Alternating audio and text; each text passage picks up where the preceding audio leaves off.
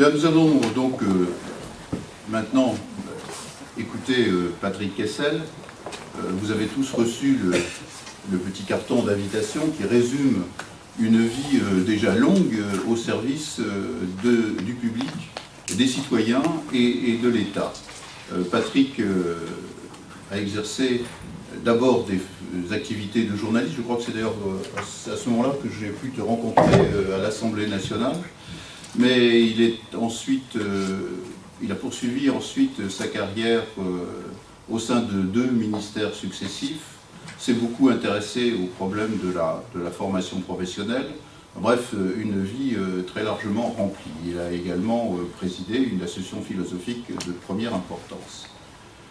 Patrick Kessel, outre ses activités, s'est engagé dans une bataille que je crois toute la France devrait soutenir pour la laïcité. Non pas entendue comme une sorte de contre-religion, ce que la presse préfabriquée essaye de faire croire, trop souvent, Le Monde encore de ce soir, mais une laïcité qui soit une laïcité de respect, où chacune des convictions, qu'elles soient religieuses ou non religieuses, puisse coexister avec des personnes d'âge, de sexe, d'origine extrêmement différents.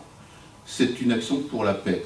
Et je crois que Patrick l'a montré à plusieurs reprises, et en particulier dans l'institution de ce prix national à la laïcité qui est remis chaque année à l'Hôtel de Ville de Paris, généralement sous la présidence d'Anne Hidalgo, qui est la première adjointe du maire de Paris, et qui est attribué à un certain nombre de personnalités à travers le monde, des Français, mais pas forcément que des Français, qui ont montré le même souci de volonté de faire passer au premier plan la paix sociale, l'égalité, l'équilibre entre les uns et les autres, et quelquefois l'ont fait au péril de leur propre vie, en tout cas souvent dans des conditions exceptionnellement difficiles. Patrick parlera mieux que moi de ces prix de la laïcité. J'ai eu le plaisir d'assister à la dernière remise. C'était évidemment touchant de voir dans l'hôtel de ville de Paris, dans la grande salle des fêtes, pleine à craquer, tant de visages venus de toute la terre se rassembler de celui ou de celle qui allait recevoir le prix, car le prix n'est délivré qu'au dernier moment, le comité qui s'en charge étant d'une remarquable discrétion. Je ne veux pas retenir plus longtemps votre attention. L'important, c'est d'écouter maintenant Patrick, qui veut bien s'exprimer et nous parler de la laïcité telle que nous la vivons, ou nous pourrions la vivre aujourd'hui.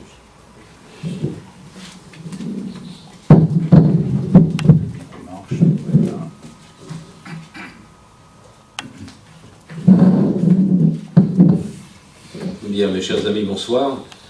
Je veux remercier Alain, mon ami Alain, de m'inviter pour échanger avec vous sur un sujet qui me tient à cœur, mais qui, je suppose, vous tient également à cœur, la laïcité.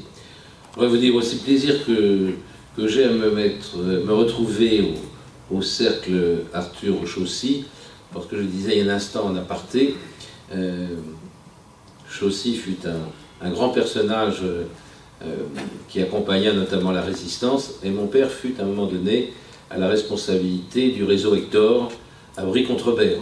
Et comme le chef de ce réseau, il fut à un moment donné arrêté, torturé par la police française et envoyé faire un long séjour Auschwitz et Birkenau. Et donc c'est avec une certaine émotion, une certaine sympathie que je me trouve aujourd'hui devant ce cercle qui crée de fait une intimité supplémentaire entre nous.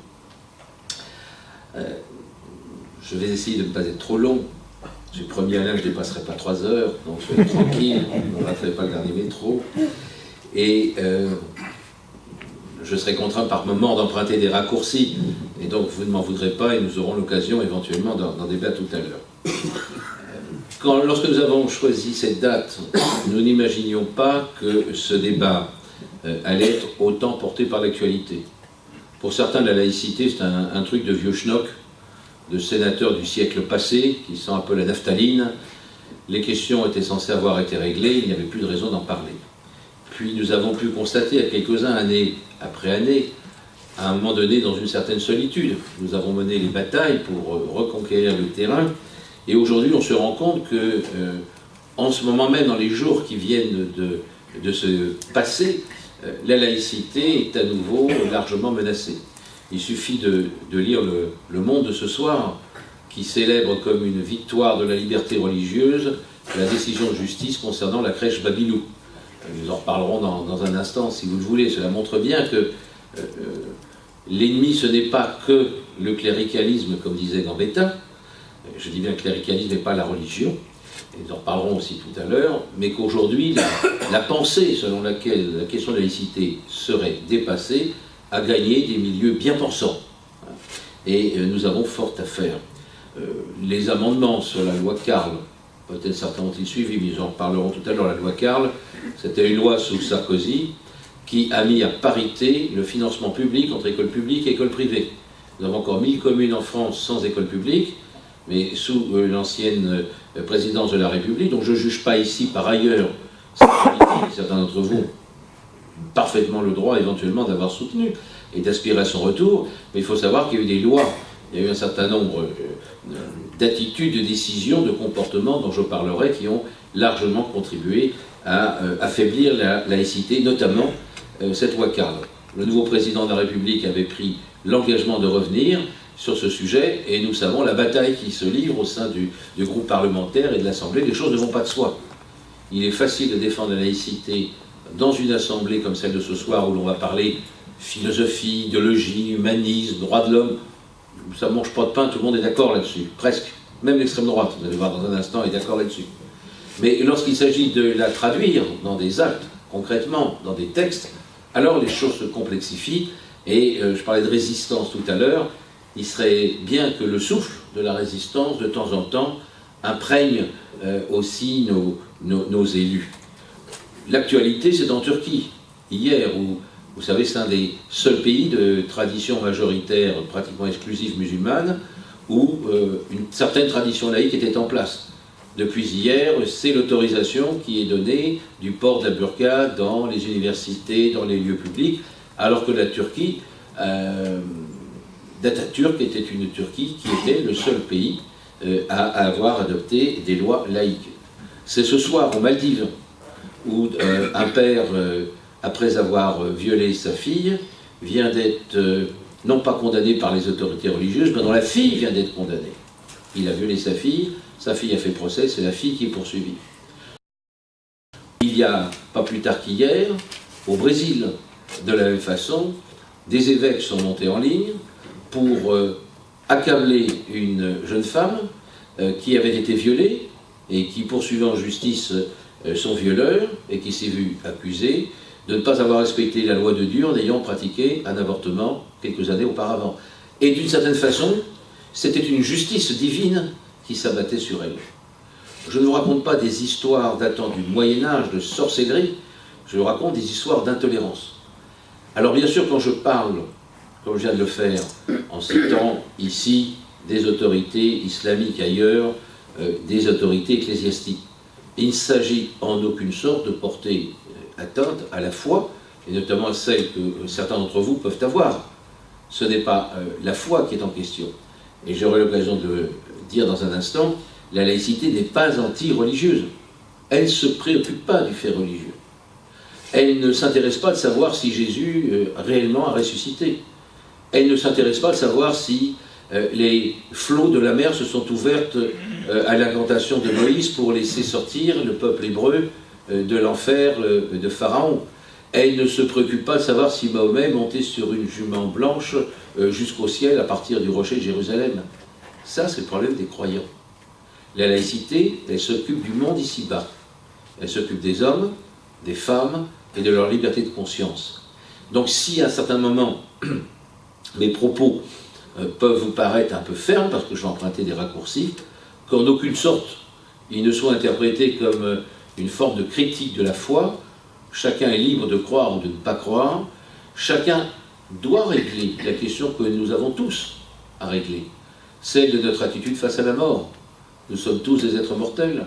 Certains ont besoin de croire à l'immortalité de l'âme, certains ont besoin de croire au paradis, d'autres s'en foutent éperdument. C'est une démarche parfaitement individuelle. La laïcité ne se préoccupe pas de cela, mais elle se préoccupe des règles de vie des femmes et des hommes et elle s'insurge et combat les pouvoirs qui prétendent, au nom d'une foi, dicter aux femmes et aux hommes ce qu'est le bien, ce qu'est le mal, et les types de comportement. On pensait ces questions totalement relevées du passé, elles sont d'une totale actualité. C'est parce qu'elles sont d'une totale actualité que j'ai pris la liberté, il y a quelques mois, d'écrire un nouveau petit bouquin qui s'appelle « Ils ont volé la laïcité ». Parce que la laïcité était tombée un peu en désuétude et parce que, il faut bien le dire, nos élus de droite, mais parfois un peu de gauche, ne l'avaient pas beaucoup défendue, nous assistons depuis 2 ans à une offensive de l'extrême droite, et notamment de Marine Le Pen, qui se présente partout comme défenseur de la laïcité.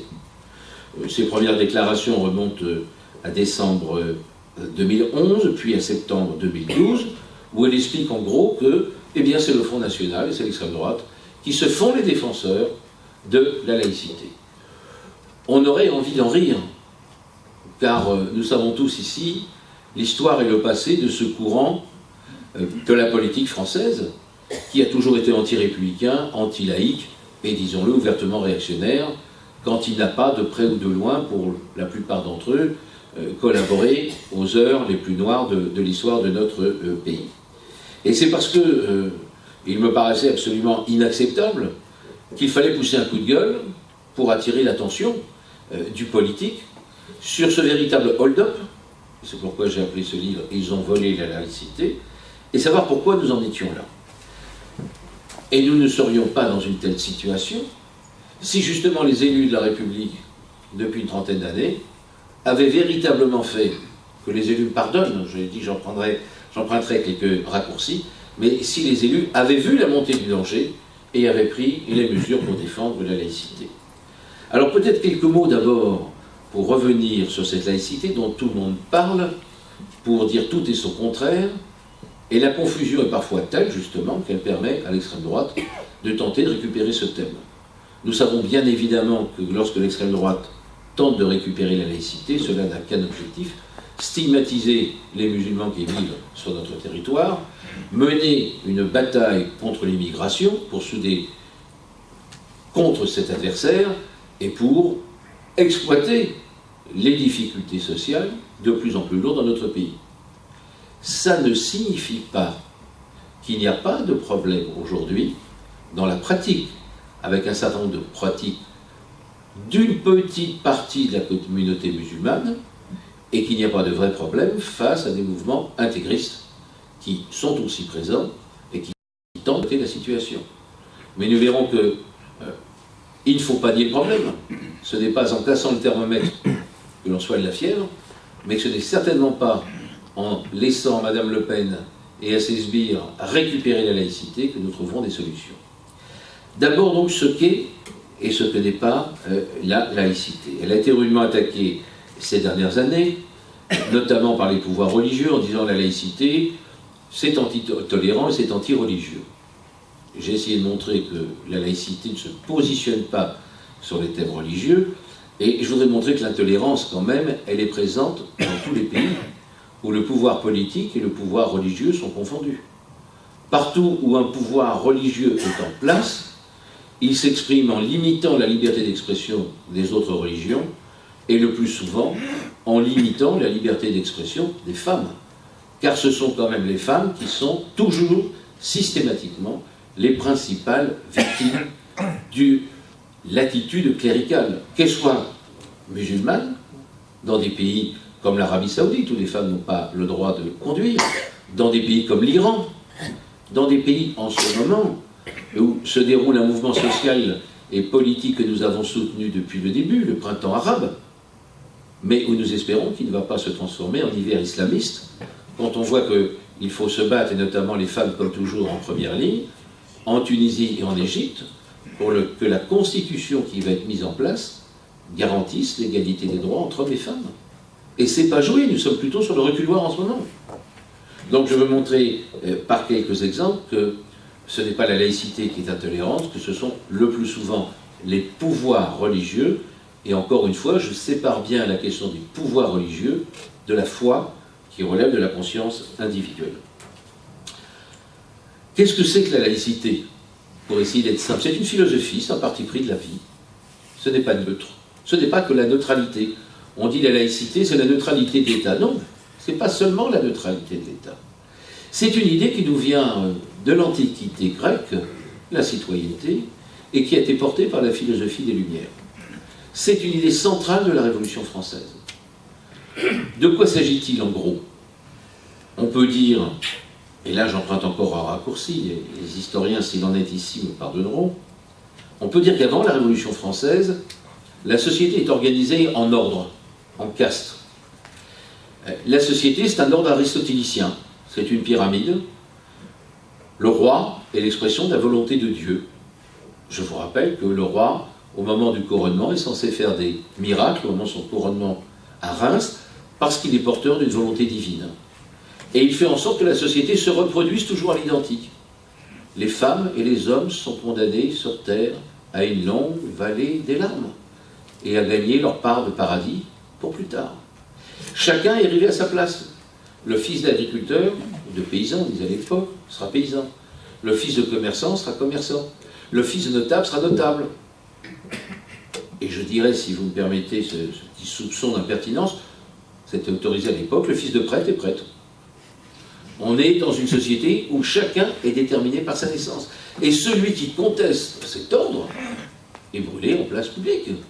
Ce sont les Galilées, ce sont les Copernic, ce sont les femmes traitées de sorcières parce qu'elles osent se révéler, à part quelques intellectuels des classes dominantes qui se retrouvent dans des salons littéraires. L'ordre est là, implacable. Et il n'y a pas d'idée de progrès. Il n'y a pas d'idée qu'un jour les hommes seront libres, qu'ils pourront vivre, hommes et femmes, égalitairement. La Révolution, elle affirme que désormais, toutes les femmes et tous les hommes, quelle que soit leur naissance, quelle que soit leur couleur, quel que soit leur sexe, sont libres et égaux en droit. Et s'il n'y avait au fond qu'une seule phrase à retenir de mon propos ce soir, c'est celle-là. C'est le projet de la Révolution, qui est loin d'avoir abouti. Et c'est pourquoi il a fallu derrière le mouvement social, le mouvement syndical, les luttes, les grandes espérances socialistes. Et c'est pas parce que le siècle dernier est celui de l'échec des sociétés socialistes que le projet devrait être abandonné. Il faut l'adapter à notre temps. Eh bien, la Révolution française, elle fait émerger le citoyen qui prend la place du sujet de Sa Majesté. Désormais, il n'y a plus que des femmes et des hommes libres et égaux en droit. Mais voilà, disait Condorcet, philosophe des Lumières et de la laïcité, mort en prison en 1792. Condorcet disait, le problème c'est que par naissance, on est chrétien, on est protestant, on est juif, on est musulman, mais on ne naît pas citoyen. Comment devient-on citoyen? Puis on devient citoyen par l'école. C'est quelque chose qui s'apprend. Et c'est la fonction que l'on n'a pas un peu tendance à oublier, et je me félicite que l'actuel ministre de l'Éducation nationale ait envie de refonder l'école de la République pour refonder la République. Espérons qu'il y parviendra. Mais l'idée centrale, c'est que c'est à l'école qu'on forme des citoyens.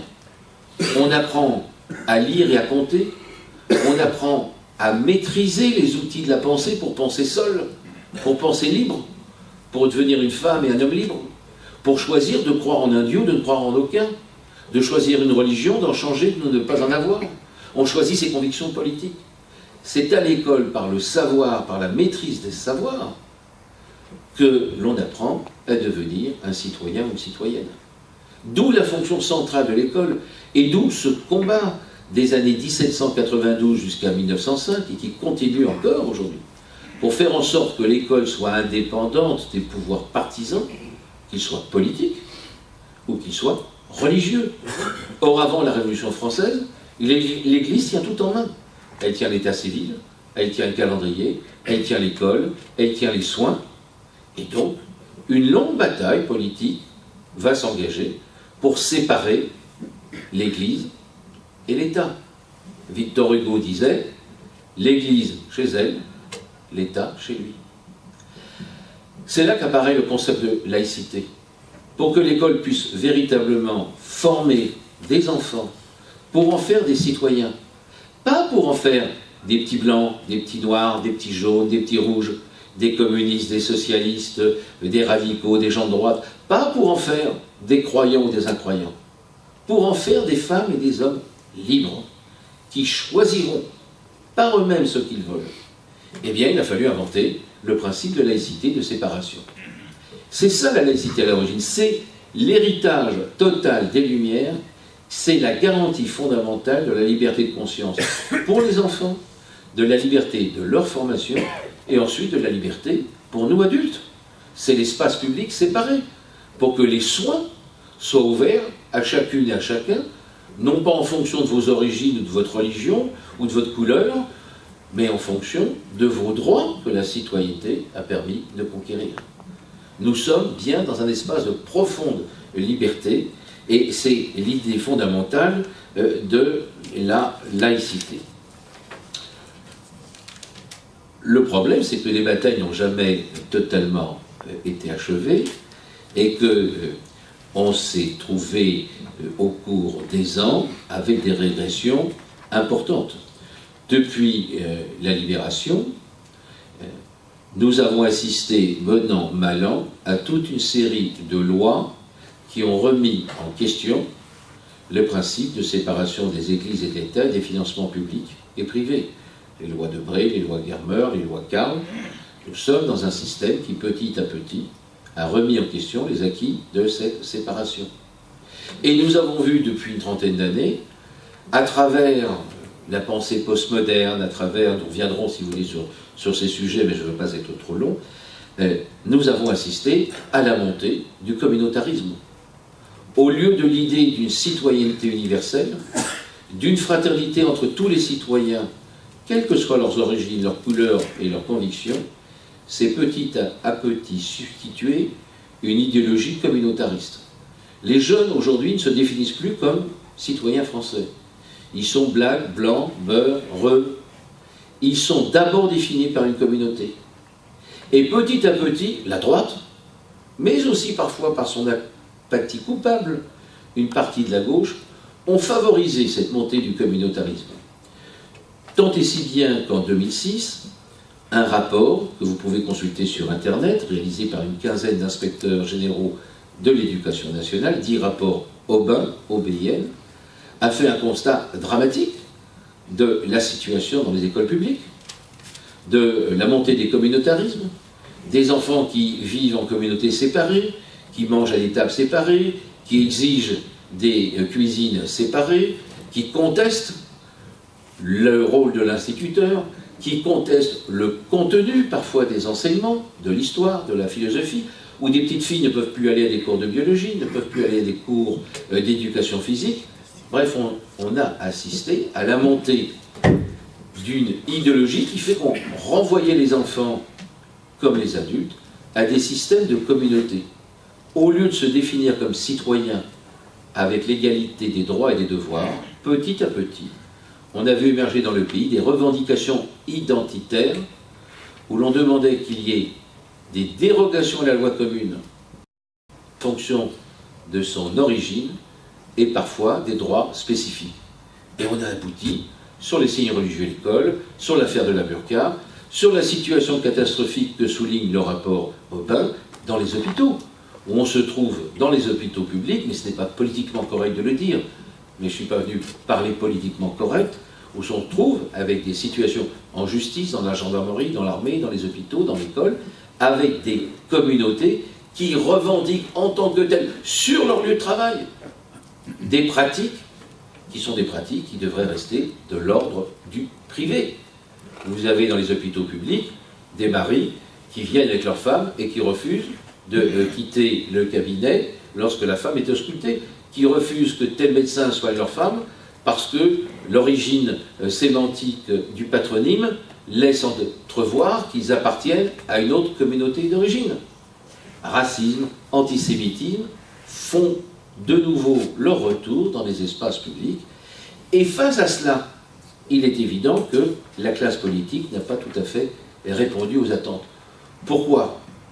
Probablement plus par clientélisme politique, par souci de segmenter le marché politique comme on segmente un marché pour vendre des produits, probablement aussi par peur que toute critique de certaines pratiques soit perçue comme une forme de racisme, et donc la volonté de bien faire.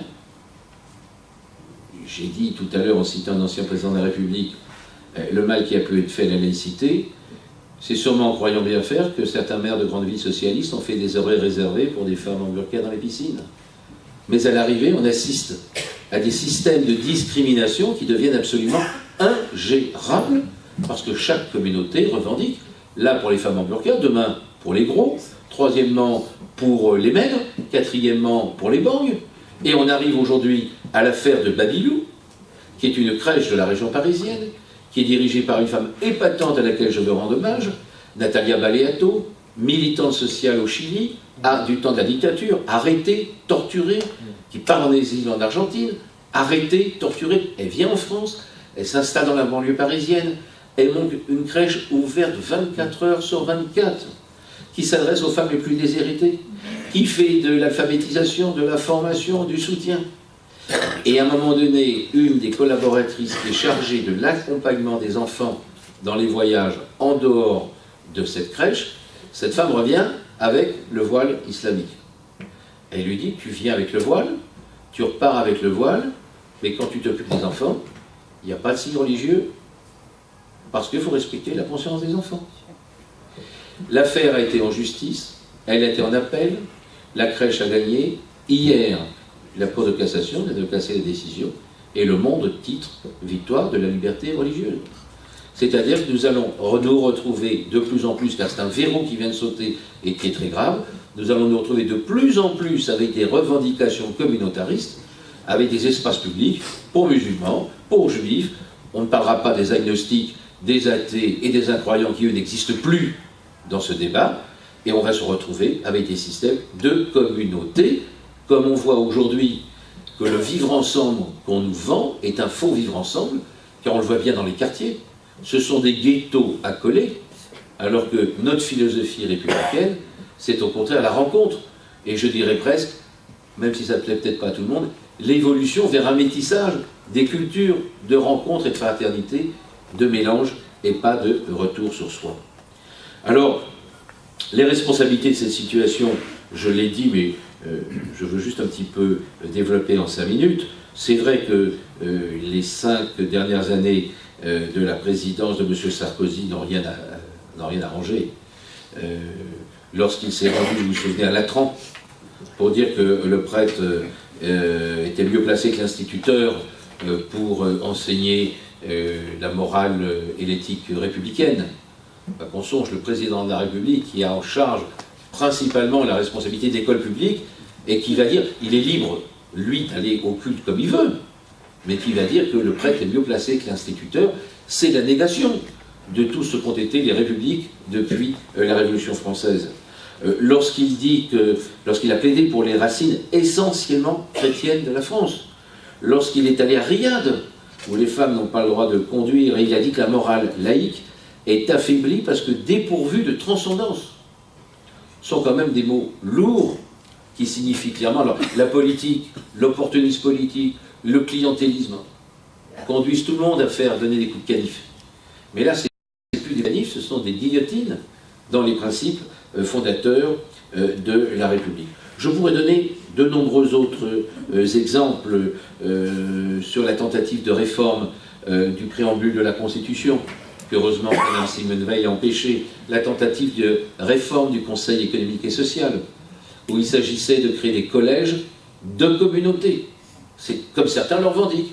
Il y aurait des quotas pour les Noirs, des amis ici de couleur noire, alors il y aurait un quota pour les Noirs, comme si le fait d'être noir amenait un point de vue politique. Il y aurait des quotas pour les Asiatiques, il y aurait des quotas pour les Juifs, il y aurait des quotas pour les musulmans. Mais c'est quoi ce bazar? C'est la Yougoslavie qui explose à terme. C'est les conditions de guerre civile, de haine.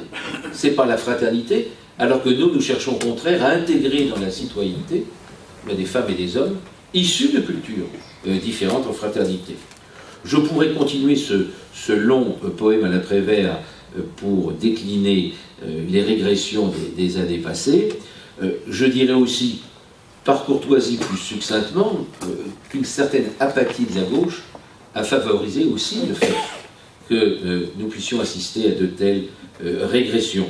Vous savez bien que sur ces sujets, notamment quand je parlais de Babilou, La confusion est telle dans les têtes que lorsque Natalia Baleato a refusé de réintégrer une femme avec le voile islamique dans sa fonction professionnelle, elle s'est fait traiter de salope et de raciste par des associations de parents d'élèves de gauche. La confusion est telle que certains disent « ces pauvres gens sont déjà assez malheureux, il ne faut pas leur contester en plus leur culture ».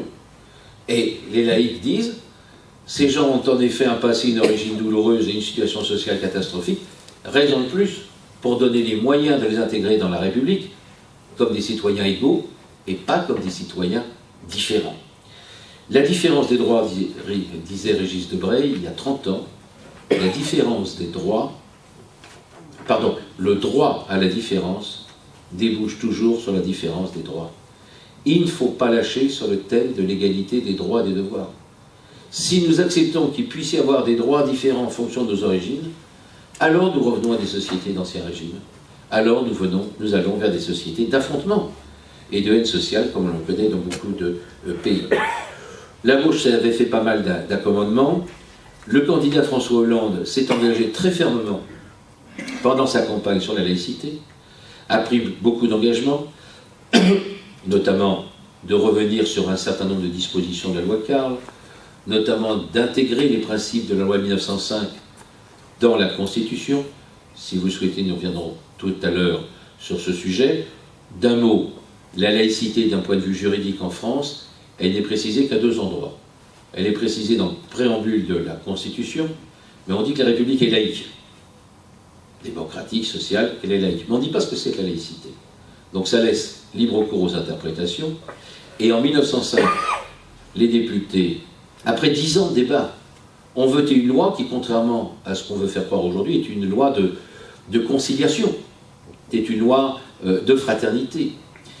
Dans cette loi, il y a 2 articles qui sont essentiels. Le premier qui dit que la République garantit la liberté de conscience et la liberté de pratiquer un culte. Ce principe est à peu près appliqué en France. Il y a un deuxième principe qui, lui, est largement contourné et qui dit « La République ne reconnaît ni ne subventionne aucun culte ». Et c'est là qu'un problème. Car depuis 10 ans, nous assistons à des arrêts du Conseil d'État qui ont ouvert la voie au fait que les conseils régionaux, les conseils municipaux subventionnent très largement des associations qui se présentent comme culturelles, mais qui ne sont souvent que le faux-nez d'associations cultuelles. Autant dire que la République finance des associations catholiques intégristes militantes contre l'avortement, et qu'elle finance par ailleurs des associations soi-disant d'alphabétisation musulmane, et qui sont souvent le faux-nez de mouvements intégristes islamiques. Donc il faut bien que nous trouvions des solutions, et c'est la raison pour laquelle le candidat à la présidence de la République, que nous avions sollicité sur ce sujet, avait souhaité procéder à cette révision. Bref, il y a plein d'autres sujets sur lesquels il s'est engagé, Pour la première fois depuis la Ve République, sous la Ve République, un candidat à la présidence de la République, puis président de la République, s'est engagé sur la laïcité. Il faut maintenant que sa majorité lui donne les moyens de concrétiser les engagements, et après 9 mois, on peut dire que le verre n'est pas à moitié plein, n'est pas franchement à moitié vide, mais qu'il faut que les laïcs se mobilisent. C'est la raison pour laquelle nous le faisons. Je sors de réunion, Alain est dans notre réunion. Vous verrez si vous achetez par exemple Marianne cette semaine, nous lançons un appel sur la question de la loi Carle, sur la question de Babylou. Il faut que les citoyens se mobilisent. La laïcité, et je terminerai par là, ce n'est pas une question, un sujet du passé, c'est une des clés d'un réel vivre ensemble en fraternité. Ça concerne la France, ça concerne l'Europe, mais ça concerne aussi, je vous l'ai dit tout à l'heure, les pays d'Afrique du Nord, les pays du Proche-Orient, la Syrie, la laïcité partout présente. Voilà un pouvoir totalitaire d'un horrible dictateur qui est contesté, menacé, combattu par des forces de la résistance, au sein desquelles se trouvent aussi des islamistes intégristes, comme on les a vus en Libye. Nous devons donc, comme en Tunisie, comme en Égypte, des femmes nous appellent, nous, associations laïques, nous téléphonent, nous mandatent, comme le rappelait Alain, on donne des prix pour essayer de les soutenir. Mais il faut savoir que de ces pays-là, quand on regarde au Mali, vous avez bien vu ce qui s'est passé dans le nord Mali, alors que l'immense majorité de la population malienne, africaine, de peau noire et musulmane, d'un islam tranquille, d'un islam teinté d'animisme, d'un islam ouvert au dialogue, voilà qu'une minorité est venue imposer la barbarie où l'on coupe la main du voleur. On ne peut pas ne pas le dire. Il faut oser dénoncer cela. Il faut oser dire à l'autre qui est en face de vous, quelle que soit sa couleur, que c'est un couillon quand c'est un couillon. Quand vous commencez à ne pas oser dire à l'autre, parce qu'il est noir, parce qu'il est arabe, parce qu'il est juif, parce qu'il est différent, parce qu'il est blanc, parce qu'il est rouge, quand vous n'osez plus avoir avec lui la réalité du dialogue de sincérité, c'est que quelque part vous rentrez dans une problématique où vous dites l'autre ne peut pas comprendre ce que je dis, ou ce que je dis va être mal compris, et vous rentrez dans une problématique de la ségrégation. Il faut dénoncer toutes ces formes de totalitarisme. Elles sont essentielles et elles sont universelles. Je terminerai par une anecdote. Je m'étais rendu en Amérique latine pour un reportage pour Le Monde diplomatique au moment de la dictature de Pinochet. Et à l'occasion de cette réunion, j'avais pu avoir un contact avec 20 à 25 de nos amis qui, pour la plupart, étaient des gens de gauche qui avaient été arrêtés, torturés et qui avaient pu sortir. Et le soir, nous nous retrouvons dans un petit restaurant dans la Pampa. Les latino-américains, vous le savez, aiment faire la fête, c'est des chanteurs, ils sont un peu rabelaisiens, franchouillards de ce côté-là, hein. Ils aiment le vin, le fromage, la fête, la musique. Et voilà qu'à la fin de ce repas, je m'attendais à ce qu'ils entament l'international parmi ces chants nombreux qui faisaient sens à travers l'expérience de Salvador Allende. Et pas du tout, ils se sont mis à chanter la Marseillaise. Alors je leur ai fait part un peu de mon étonnement. Ça a 25 ans, je trouvais qu'un sang impur, abreuve nos sillons, c'était pas forcément le chant que j'aurais recommandé. Et ils m'ont dit, c'est marrant, vous Français, il y a quelque chose que vous ne comprenez pas. Vous n'êtes pas propriétaire de cette philosophie. Vous avez la chance d'en être dépositaire. Vous êtes héritier de la tradition des Lumières, qui vient de bien plus loin avant, qui est passée par la Grèce, qui est passée en partie par la Réforme, qui est passée par des tas d'autres mouvements.